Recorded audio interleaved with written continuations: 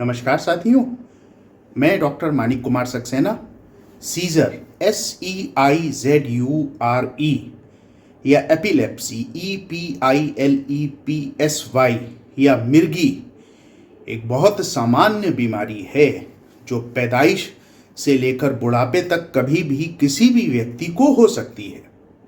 आज के इस वीडियो में हम समझेंगे कि अगर किसी को मिर्गी का दौरा आता है तो हमको क्या नहीं करना चाहिए, क्या करना चाहिए, मिर्गी के सामान्य प्रकार क्या होते हैं, मिर्गी के सामान्य कारण क्या होते हैं और इसके बारे में क्या भ्रांतियां हैं जो हमारे मन में हैं और जिनको हमको मन से दूर करना आवश्यक है। तो शुरू करते हैं आज के टॉपिक को। सीजर SEIZURE सीजर डिसऑर्डर ये मिर्गी का एक वैज्ञानिक नाम है। इसका मतलब ये होता है कि हमारे ब्रेन के अंदर जो कुछ भी इलेक्ट्रिकल एक्टिविटी हो रही है, आपको पता है ब्रेन हमारा करोड़ों अरबों न्यूरॉन्स से मिलकर बनता है जिनमें इलेक्ट्रिकल फ्लो होता है। उस इलेक्ट्रिकल फ्लो में अगर अचानक से गड़बड़ आ जाए तो जिस हिस्से में गड़बड़ आई है और वो हिस्सा शरीर के जिस भाग को नियंत्रित कर रहा है उस भाग में कुछ असामान्यता हो जाती है, एबनॉर्मेलिटी हो जाती है और इसको ही सीजर कहते हैं। आमतौर पे लोगों का मानना होता है कि सीजर का मतलब हो गया कि इंसान अचानक गिर पड़ा और जोर जोर से उसको झटके आने लगे। ऐसा नहीं है साथियों, सीजर के कई सिम्टम्स होते हैं। सीजर ऐसा भी हो सकता है कि बच्चा बस आंख बंद करके यूं 2-3 सेकंड तक देखता रहे और ऐसा उसको दिन में सैकड़ों बार हो सकता है। सीजर में ये भी हो सकता है कि केवल एक हाथ में हल्के से मूवमेंट डिसऑर्डर आए। सीजर में ये भी हो सकता है कि व्यक्ति को कुछ एबनॉर्मल सुंघाई देने लगे, अचानक से तेज, या कुछ दृश्य दिखाई देने लगे। ये इस पे निर्भर करता है कि ब्रेन के अंदर जो इलेक्ट्रिकल एक्टिविटी हुई है वो इलेक्ट्रिकल एक्टिविटी हमारे ब्रेन के किस हिस्से को प्रभावित कर रही है और ब्रेन का वह हिस्सा शरीर के किस हिस्से को नियंत्रित कर रहा है। एपिलेप्सी क्या है? अगर सीजर एक बार से ज्यादा हो और ऐसे कारण से हो जिस कारण को हम करेक्ट कर सकते हैं, सही कर सकते हैं, जैसे मान लीजिए ब्रेन में टीबी हो जाए, दिमागी बुखार हो जाए, या मान लीजिए ब्रेन में एक न्यूरोसिस्टिक सर्कोसिस टीनिया सोलियम जो एक पेट का कीड़ा होता है उसकी सिस्ट बन जाए। इन सब कारणों से अगर सीजर होता है और बार बार होता है, एक बार से ज़्यादा होता है, तो उसको एपिलेप्सी कहते हैं। तो सीजर का मतलब हो गया कि ब्रेन की इलेक्ट्रिकल एक्टिविटी में कुछ चेंजेस आना, एबनॉर्मल चेंजेस आना, और जिसके वजह से ब्रेन शरीर के जिस हिस्से को नियंत्रित कर रहा था उस हिस्से पर कुछ ना कुछ दुष्प्रभाव दिखना। अब सीजर्स के प्रकार की बात करें तो एक होता है फोकल सीजर। फोकल सीजर का मतलब ब्रेन के एक छोटे से हिस्से में इलेक्ट्रिकल एबनॉर्मेलिटी हो रही है, तो वो हो सकता है केवल आपके हाथ में सीजर प्रोड्यूस करे या आपके पैर में सीजर प्रोड्यूस करे। अगर वो सेंसरी सिस्टम प्रोड्यूस कर रहा है तो हो सकता है व्यक्ति को कुछ सुंघाई देने लगे या व्यक्ति को कुछ एबनॉर्मल दृश्य दिखाई देने लगे, तो ये फोकल सीजर होते हैं। फिर दूसरा जो कॉमन सीजर होता है जो आम जनता को पता है, GTCS, generalize tonic clonic seizure. Generalize का मतलब पूरी बॉडी इन्वॉल्व हो रही है, टोनिक का मतलब होता है कि पहले पूरे शरीर की मसल्स तन जाएंगी, क्लोनिक के मतलब होता है कि फिर उनमें झटके आएंगे, और सीजर तो आपको मैंने बताया ही, GTCS ये सबसे सामान्य सीजर होता है। ये सीजर अमूमन लोग आप देखेंगे सड़क पर अचानक गिर गए और उनको इस तरीके की गतिविधि होने लगी। तीसरे किस्म के सीजर जो होते हैं उनमें एक बहुत कॉमन सीजर होता है जिसको एब्सेंस सीजर कहते हैं।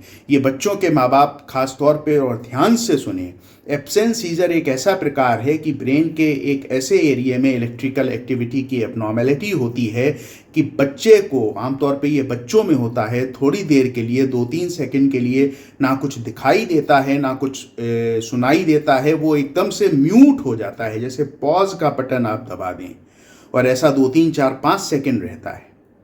बेहोश नहीं होता, बच्चा गिरता नहीं, और ऐसा दिन में 100 से 200 बार हो सकता है।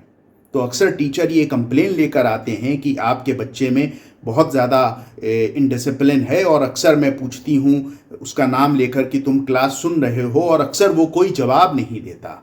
अगर बार बार ऐसा हो रहा हो तो न्यूरोलॉजिस्ट से मिलें और पता करें एक दफ़े इस संभावना को भी कि कहीं उसको एब्सेंस सीजर तो नहीं हो रहे हैं। इसके अलावा और अदर अदर प्रकार होते हैं, जैसे मायोकोलोनिक सीजर वगैरह, जिनके विषय में आज हम चर्चा नहीं करेंगे। तो ये तो साथियों हो गए सीजर्स के प्रकार। अब जो सीजर के अमूमन कारण क्या होते हैं? सीजर जैसा कि मैंने बताया पैदा होने से लेके मृत्यु तक किसी भी उम्र पे हो सकता है।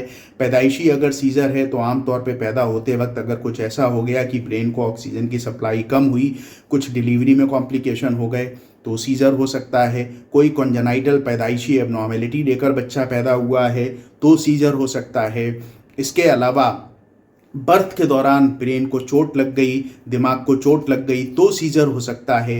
अगर बच्चा मान लीजिए 1 महीने से ज़्यादा है और 3, 4, 5 साल तक की उम्र तक का है या 12 साल तक की उम्र तक का है, तो सीजर के जो सबसे कॉमन कॉजेज़ में से होते हैं उसमें एक फेब्राइल सीजर आता है।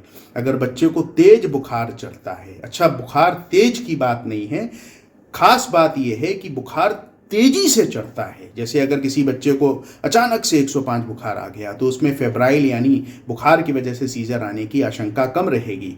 उसको 99 बुखार आया और 99 से 100 हुआ और 100 से एकदम 105 हो गया, डायरेक्ट स्टीप राइज हुआ, तो फीवर अगर तेजी से बिल्कुल बढ़ा तो ऐसे बच्चे में सीजर आने की आशंका ज़्यादा रहती है। ऐसे सीजर्स को फेब्राइल सीजर्स कहते हैं। घबराने की बात नहीं होती, बुखार नियंत्रित हो जाता है और ये सीजर सही हो जाता है। लेकिन जब डॉक्टर के पास जाते हैं तो वो सीजर यानी मिर्गी के अन्य कारणों के लिए जांचें भी करा लेते हैं, जिससे कि हमको पता चल जाए कि ये फेब्राइल सीजर था, इसमें और कोई कारण नहीं था। फिर अगर हम बड़े पर आते हैं तो बड़े पे जो सबसे कॉमन सीजर का कॉज होता है वो हेड इंजरी होता है, इसीलिए कहा जाता है हेलमेट लगाकर चलिए। दूसरे नंबर पर फिर अगर हम आते हैं तो अगर किसी को मिर्गी की दवा चल रही है और उसने अचानक से दवा को अपनी इच्छा से बंद कर दिया तो विड्रॉल सीजर उसको कहते हैं, ड्रग विड्रॉल सीजर। इसके अलावा एल्कोहल विड्रॉल भी वयस्कों में सीजर का एक कॉमन कारण होता है। शुगर बहुत ज़्यादा हो जाए, शुगर बहुत कम हो जाए डायबिटिक पेशेंट में तो सीजर आ सकता है। इलेक्ट्रोलाइट एबनॉर्मेलिटी हो जाए, खासतौर पे कैल्शियम की, मैग्नीशियम की, तो पर्सन में सीजर डिसऑर्डर हो सकता है, मिर्गी का दौरा आ सकता है। इसके अतिरिक्त अगर और बुज़ुर्ग हैं, अगर उन बुज़ुर्ग में लकवे का, फालिस का असर आ गया या दिमाग के अंदर ब्लीडिंग हो गई तो सीजर आ सकता है, मिर्गी का दौरा आ सकता है। तो ये मिर्गी के दौरे के कुछ कॉमन कारण हैं, सामान्य कारण हैं जिनका आपसे मैंने जिक्र किया।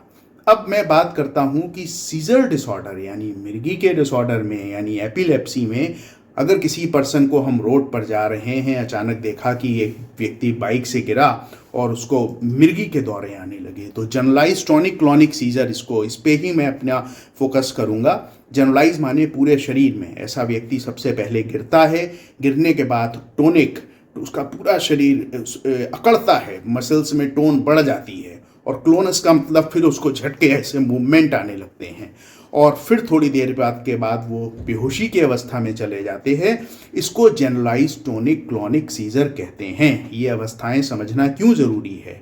क्योंकि अगर आप वहाँ पर हैं तो आपको ही उस पेशेंट की, उस रोगी की मदद करनी है। ये हमारा इंसानी फ़र्ज़ भी है, दायित्व भी है, और इसमें हमको क्या नहीं करना है पहले हम ये सीखेंगे, फिर क्या करना है हम इसके बारे में जानेंगे।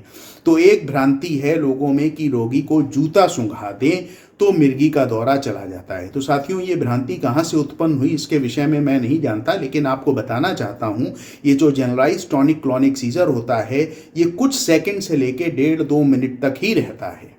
तो संभवतः ऐसा हुआ होगा, कभी किसी ने जूता सूंघाया होगा, जब तक जूते को लाकर आप उसको सूंघाने जाएंगे तब तक 1.5-2 मिनट खत्म हो जाएंगे और सीजर एक्टिविटी खत्म हो जाएगी और श्रेय जो है वो जूता चले जाएगा कि जूता सूंघाने से सीजर हुआ। तो जूता सूंघाने की कोई आवश्यकता नहीं है। दूसरी बात, अगर किसी पर्सन को सीजर एक्टिविटी आ रही है तो उसको रोकने की कोशिश ना करें। सीजर रोकने से नहीं रुकेंगे क्योंकि स्पार्क उनका ब्रेन से जनरेट है, ब्रेन से इलेक्ट्रिकल सिग्नल आ रहे हैं और पूरी बॉडी मूव कर रही है। अगर आप रोकेंगे तो उसका उल्टा असर हो सकता है, व्यक्ति का बिहेवियर कॉम्बेटिव हो सकता है और वो रेजिस्ट कर सकता है, उसको और ज़्यादा चोट लग सकती है। तो सीजर एक्टिविटी में जो सीजर है उसको क्लोजली ऑब्जर्व करना है, रोकना नहीं है। तीसरी चीज़ साथियों, मुंह के अंदर चम्मच, कपड़ा, उंगली जैसी कोई भी चीज़ ना रखें। एक पुरानी भ्रांति है कि जीभ पलट के हलक के अंदर चली जाती है। साथियों, ऐसा कुछ भी नहीं होता। तो मुंह के अंदर हमको कुछ भी नहीं रखना। चौथी चीज़, हमको सीजर के दौरान किसी भी व्यक्ति के मुंह में, अगर मान लीजिए 1-1.5 मिनट की एक्टिविटी ख़त्म हो गई, वो थोड़ा सा उठे, वो गफलत की स्थिति में होते हैं, कुछ भी खाने पीने को नहीं देना है, क्योंकि उस समय खाने पीने को हम देंगे तो वो निगलेंगे, तो वो हो सकता है फेफड़े की नली में चले जाए और उनको जानलेवा स्थिति उत्पन्न हो जाए, सीजर से ज़्यादा कहीं जानलेवा स्थिति उत्पन्न हो जाए। तो हमको कुछ भी खाने पीने को नहीं देना है। और इसके अतिरिक्त इम्पॉर्टेंट चीज़ ये है कि ऐसे व्यक्ति को हमको खाने पीने को कुछ नहीं देना है, हमको उसके मुंह में कुछ नहीं रखना है, मैं फिर से रिपीट कर रहा हूँ, और हमको उनके सीजर की एक्टिविटी को कंट्रोल नहीं करना है, रोकना नहीं है। आजकल CPR बहुत कॉमन टॉपिक है, जगह जगह लोग सुनते हैं, तो याद रखिए सीजर में कार्डियक अरेस्ट नहीं होता, तो ये नहीं कि आप एक्सटर्नल थंपिंग शुरू कर दें। और पांचवा, माउथ टू माउथ रेस्पिरेशन का भी कोई ऐसा खास रोल नहीं है, ऐसी खास स्टडीज़ नहीं आई हैं जिसमें ये बताया जाए कि सीजर में माउथ टू माउथ रेस्पिरेशन की ज़रूरत है। तो ये चीज़ें नहीं करनी है। फिर क्या करना है? सबसे पहली चीज़, स्टे विद द पेशेंट, रोगी के साथ रुकिए, आसपास के लोगों से कहिए दूर हो जाएं, उसके पास हवा आने दें, और रोगी के साथ रुक के पूरी सीजर एक्टिविटी को मॉनिटर करिए। हो सके तो जब सीजर शुरू हुआ और कितने बजे ख़त्म हुआ, घड़ी में देखकर रिकॉर्ड करने का कोशिश करिए, क्योंकि जब डॉक्टरी सहायता पहुंचेगी तो आपकी ये सूचना बहुत मदद कर सकती है। ध्यानपूर्वक सीजर एक्टिविटी को देखिए कि कैसे कैसे क्या क्या चीज़ें हो रही हैं। तो ये बहुत इंपॉर्टेंट चीज़ है, स्टे विद द पेशेंट। दूसरा, सेफ कैसे करते हैं? अब मान लीजिए पेशेंट को सीजर आया, वो ट्रैफिक के बीचों बीच है, या स्टेयर केस पर है, या कहीं मुडेर पर है, या उसके आसपास कोई ऐसा ऑब्जेक्ट है कि पूरे झटकते झटकते आसपास कहीं चाकू पड़ा है या कुछ पड़ा है, उसके हाथ पैर में लग सकता है, तो उन सब चीज़ों से रोगी को दूर कर दीजिए और रोगी को दाईं या बाईं तरफ कर दीजिए, और ऐसे करिए कि उसका मुंह नीचे की तरफ हो जाए। ऐसा क्यों करते हैं? क्योंकि सीजर के दौरान बहुत सारा सलाइवा, बहुत सारी लार निकलती है, और वो लार हम नहीं चाहते कि मुंह के अंदर रुक के चोकिंग करे, तो वो लार जब हम साइड में करते हैं तो किनारे से लुढ़क जाती है। तो हमको क्या करना है साथियों? उसके साथ रहना है, सीजर एक्टिविटी को अच्छे से ऑब्जर्व करना है, क्योंकि आपका ऑब्जर्वेंस डॉक्टर को बहुत मदद कर सकता है उस रोगी के इलाज में। इसके अलावा पेशेंट को सेफ्टी के लिए ले जाना है।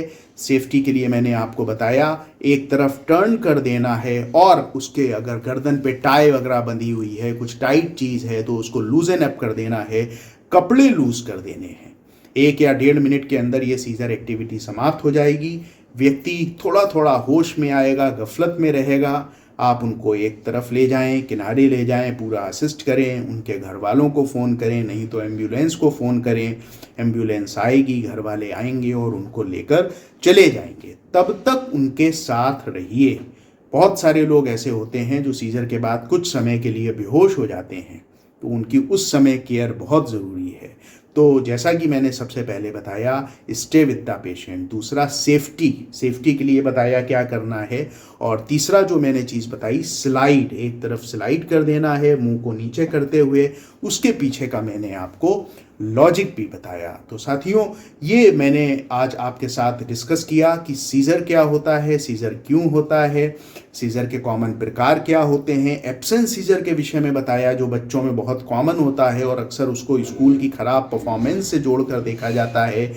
आपको बताया कि जनरलाइज टॉनिक क्लॉनिक सीजर की क्या क्या अवस्थाएं होती हैं। आपको बताया कि जनरलाइज टॉनिक क्लॉनिक सीजर अगर किसी पेशेंट को है तो हमको उस पेशेंट में क्या क्या करना है एज अ फर्स्ट एड, और क्या क्या नहीं करना है। आशा करता हूँ मेरी ये जानकारी कभी किसी व्यक्ति के काम आएगी आपके द्वारा, और आपसे ये निवेदन भी करता हूँ कि इस वीडियो को अधिक से अधिक फॉरवर्ड करें जनहित में। बहुत बहुत धन्यवाद। सजग रहें, स्वस्थ रहें।